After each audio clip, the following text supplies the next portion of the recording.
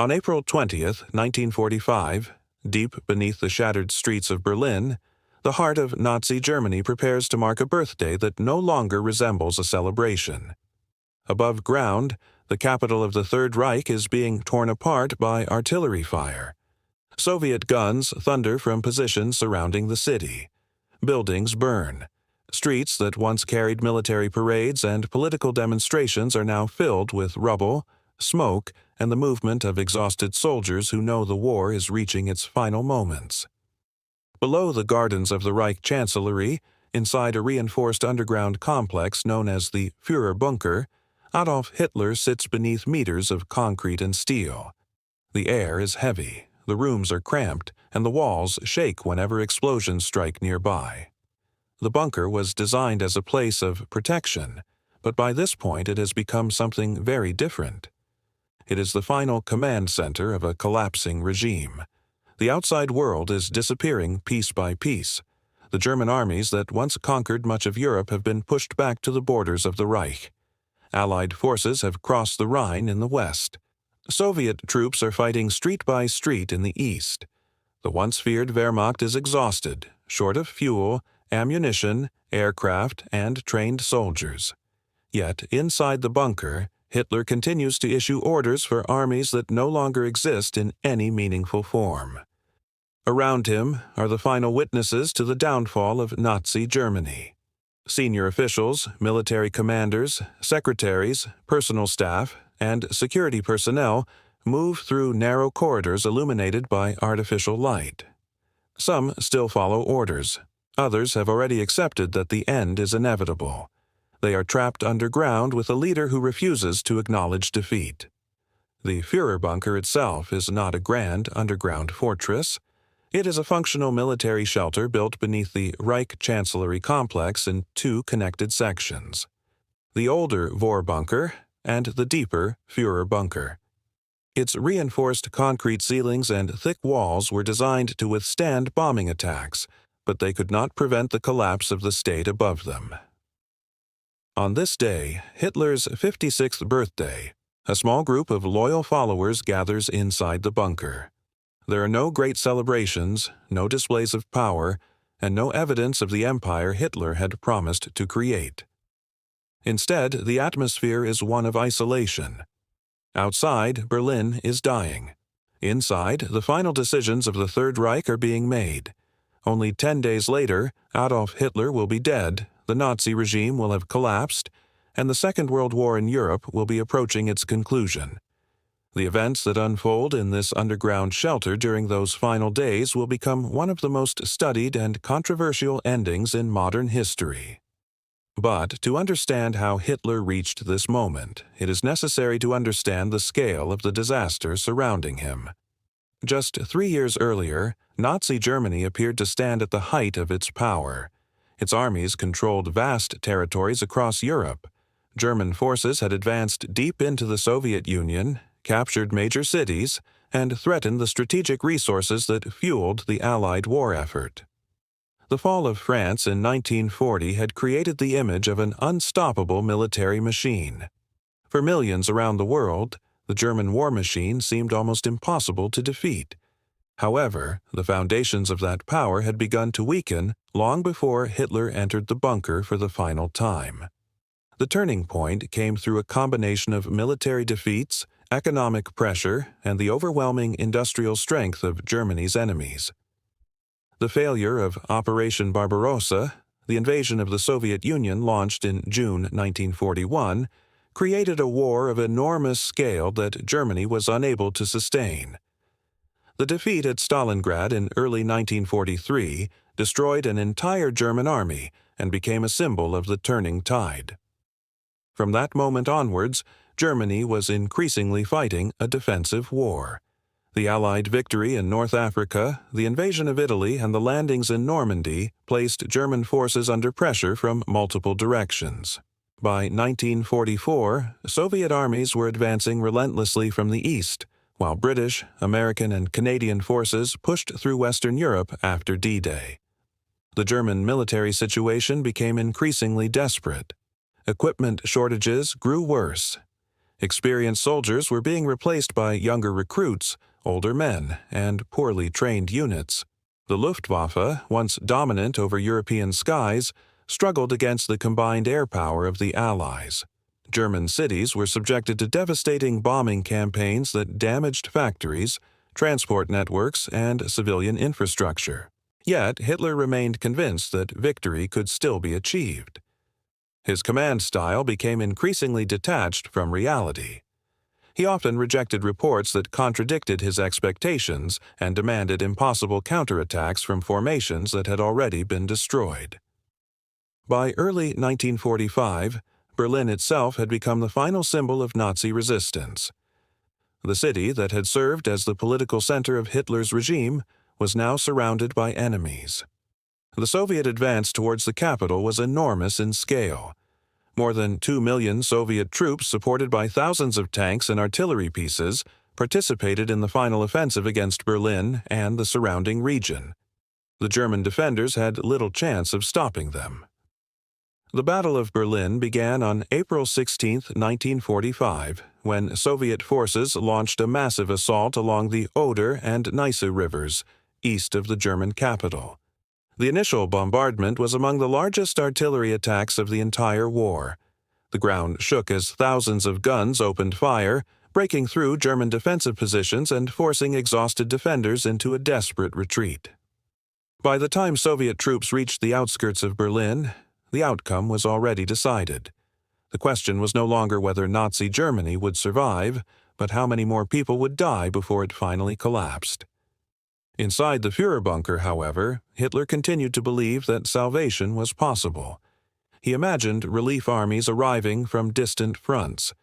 He ordered movements of divisions that had been destroyed or surrounded. He searched for signs that the enemy coalition might break apart. The reality above him was different. Berlin was becoming a battlefield of ruins, and beneath the city, in a concrete room hidden from the world, the final chapter of the Third Reich was about to begin. By late April 1945, the world that Adolf Hitler had attempted to create for more than a decade was collapsing around him.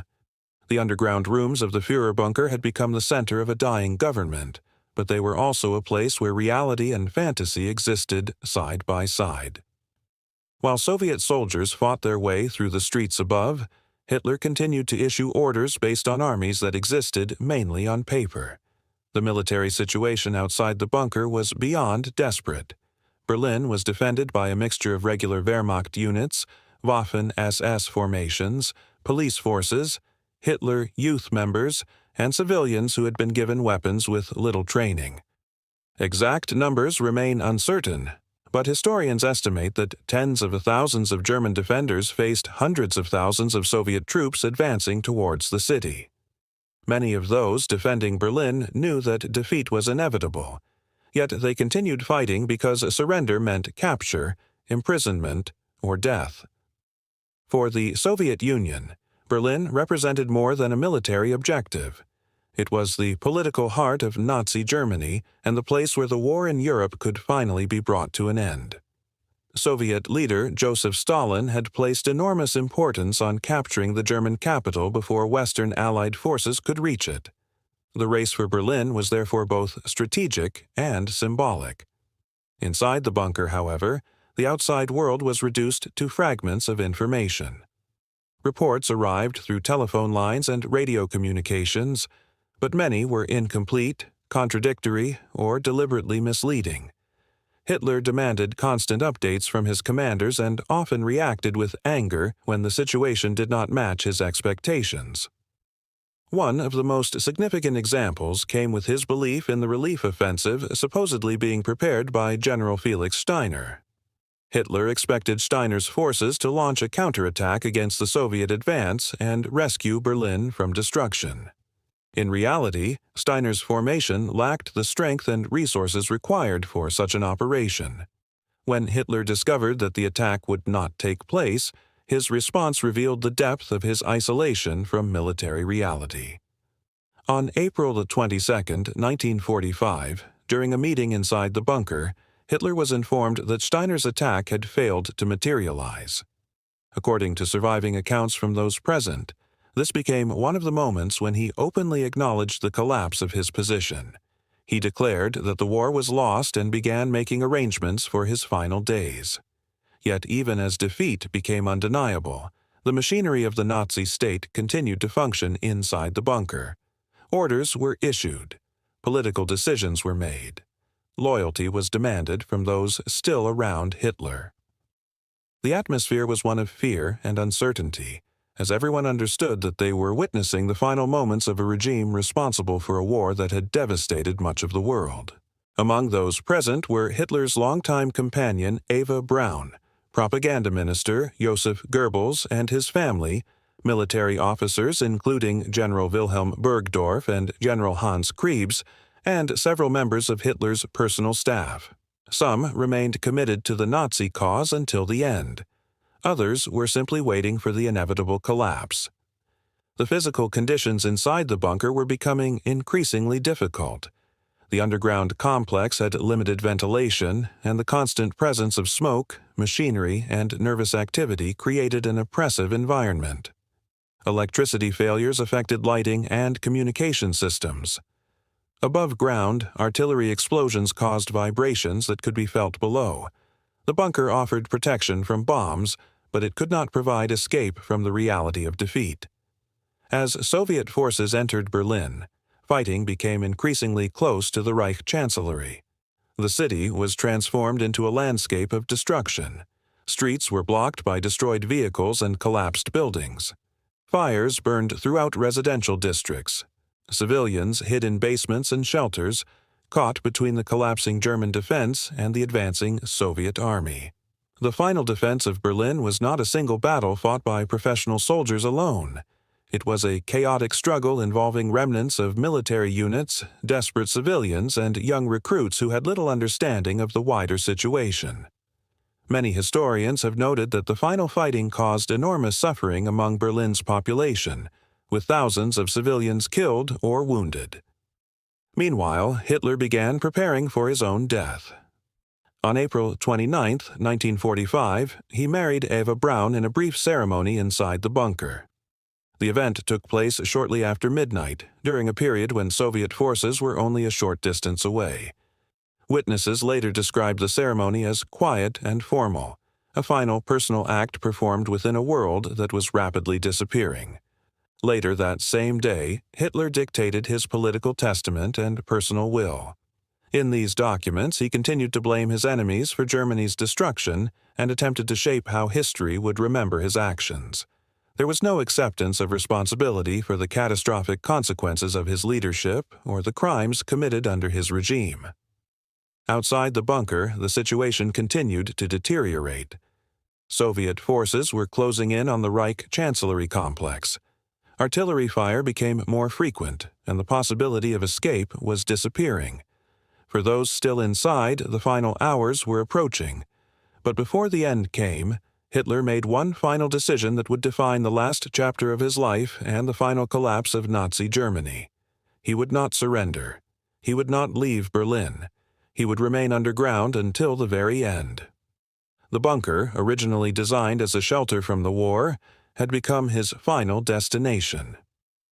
Above ground, Soviet troops were fighting toward the center of the city. Below ground, the leader who had promised a 1,000-year empire was preparing to disappear. The final days of the Third Reich had entered their last stage.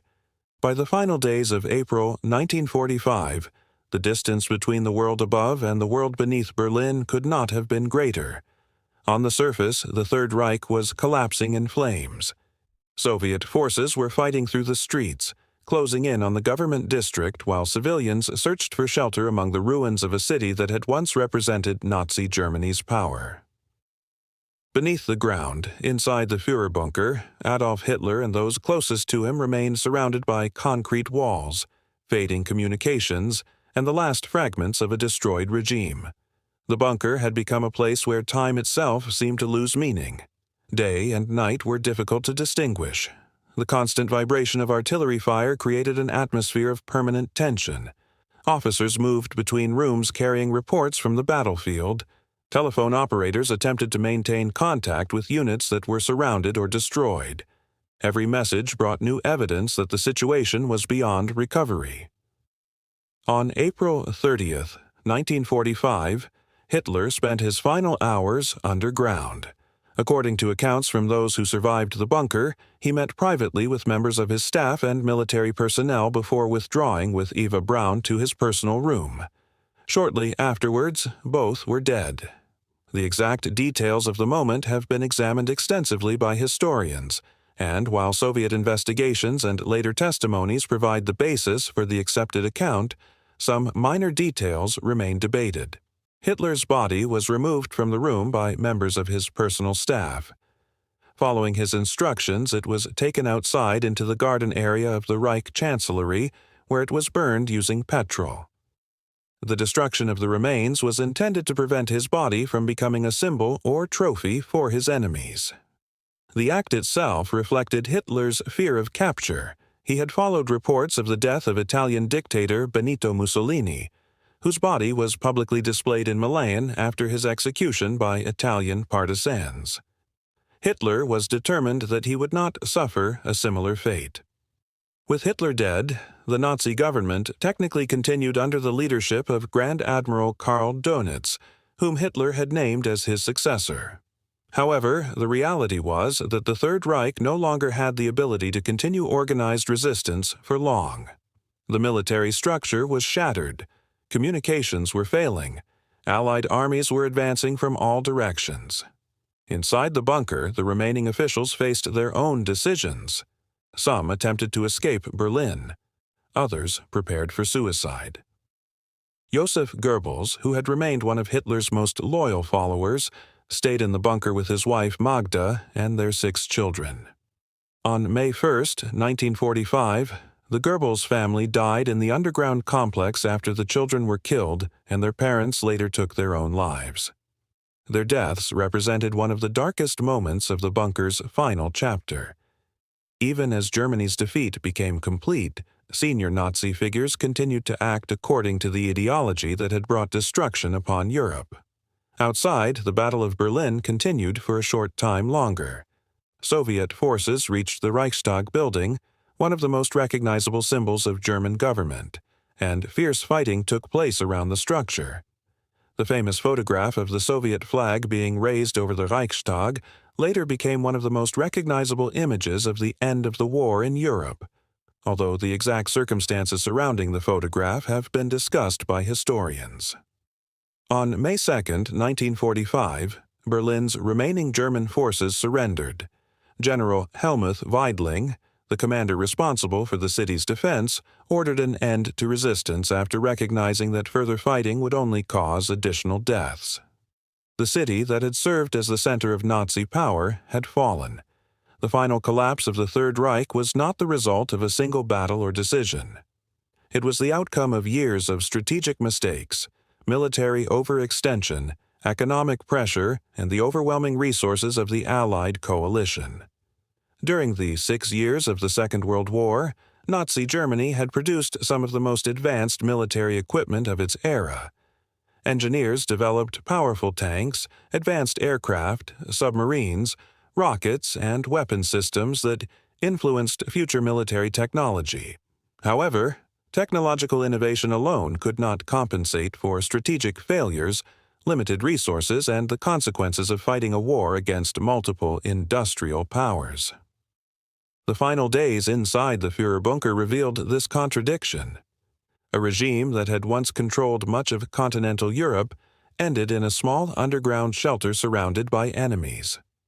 The same government that had planned vast territorial expansion was reduced to issuing meaningless commands from a damaged building complex. The bunker itself was not a place of military triumph. It was the final headquarters of a government in collapse. After the war, the physical remains of the Führer bunker became part of the complicated process of remembering and confronting Nazi Germany's crimes. The site was located beneath the former Reich Chancellery area, which was later affected by post-war reconstruction and the division of Berlin. Much of the structure was destroyed or sealed, and today there is no visible bunker entrance that reflects its historical importance. A simple information board near the location explains its role in history. For decades, historians, researchers, and survivors have studied the events that occurred there. Personal documents, eyewitness testimonies, military records, and forensic investigations have helped create a clearer understanding of those final days. Yet the bunker remains powerful not because it was a place of great military achievement, but because it represented the final consequences of a destructive political vision. The story of Hitler's bunker is therefore not simply the story of one man's death. It is the story of the final collapse of an entire system. And as the smoke cleared above Berlin, the world began confronting the enormous cost of the war that had started from the ambitions of the regime now lying in ruins beneath the city. If you're enjoying this journey through history, subscribing genuinely helps us continue bringing remarkable true stories like this to the channel. The end of the Third Reich opened a new chapter, but the questions surrounding its rise, its crimes, and its final moments would continue for generations. The fall of Berlin in May 1945 marked the physical destruction of Nazi Germany, but the significance of the Führer bunker extended far beyond the few rooms buried beneath the Reich Chancellery. It became a symbol of the final consequences of a regime that had promised dominance over Europe, but ended surrounded by ruins, defeated armies, and millions of lives lost.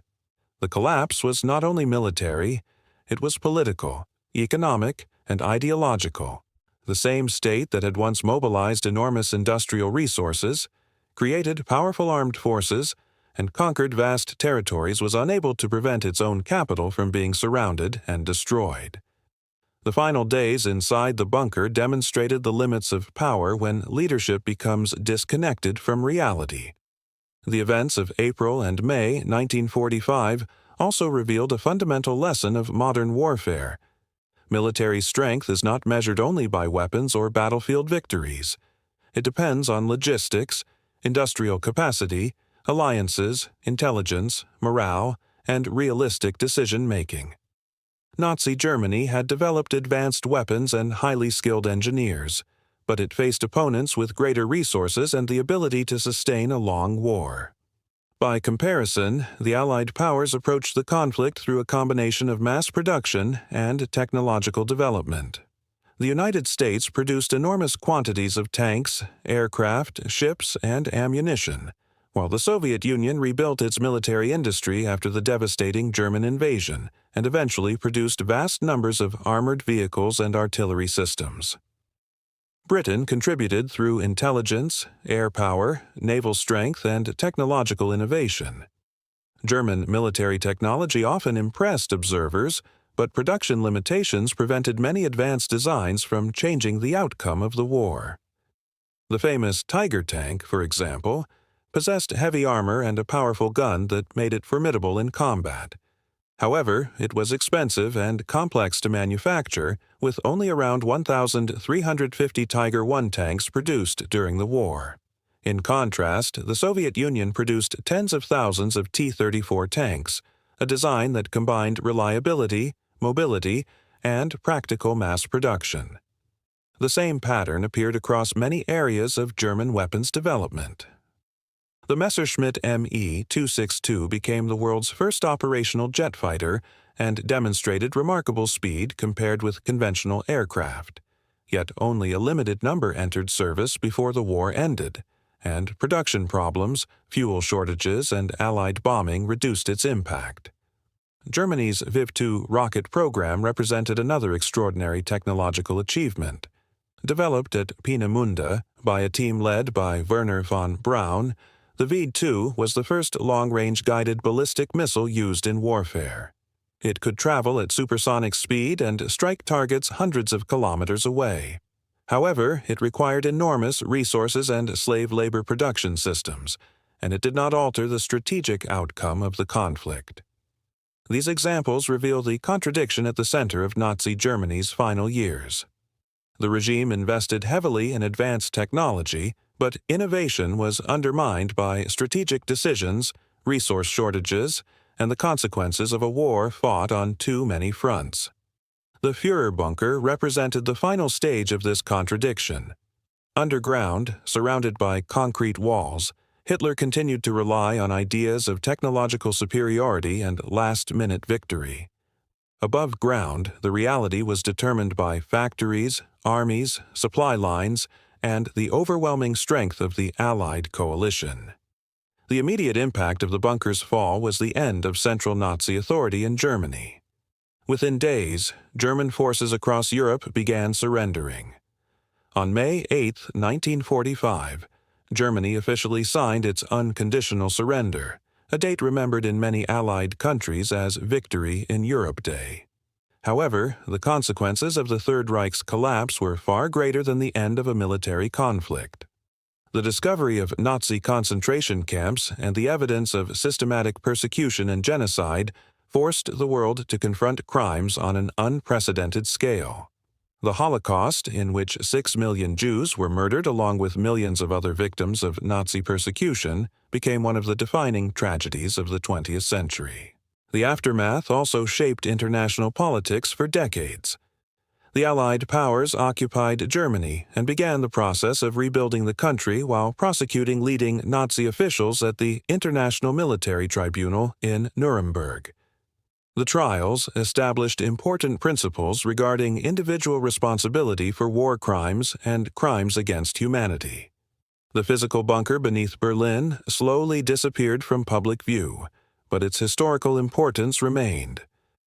Researchers examined surviving documents, interviewed witnesses, and analyzed military records to reconstruct what happened during those final 10 days. Museums and archives around the world preserve photographs, maps, and personal accounts connected to the collapse of Nazi Germany. Today, the location of the Führer bunker does not resemble the dramatic setting often imagined from films and documentaries. There is no towering monument, no preserved command center, and no grand memorial celebrating the place. Instead, the area has become a reminder of history's darker chapters and the importance of understanding how destructive political movements can rise and eventually collapse. The final image of Hitler's bunker is not one of power. It is one of isolation. A man who had commanded armies across Europe ended his life in a hidden room beneath a ruined capital. A regime that had claimed it would last 1,000 years survived only 12.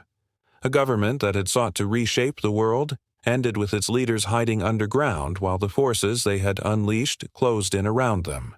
The concrete walls of the Führer bunker protected its occupants from bombs, but they could not protect them from the consequences of their own decisions.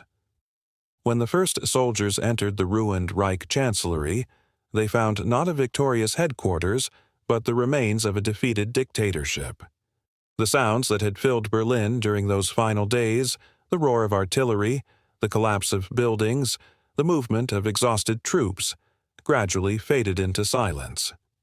Yet the meaning of those moments remained. The story of Hitler's bunker is not only about the final 10 days of one regime, it is about how ambition can turn into destruction, how military power can disappear, and how history remembers those who attempt to reshape the world through force. Beneath the streets of Berlin, the Third Reich reached its final hours. Above them, a new world was beginning. The bunker was never the center of a victory. It was the final shelter of a failed vision, a place where the last echoes of a devastating war disappeared into the darkness, leaving behind a lesson that would endure for generations.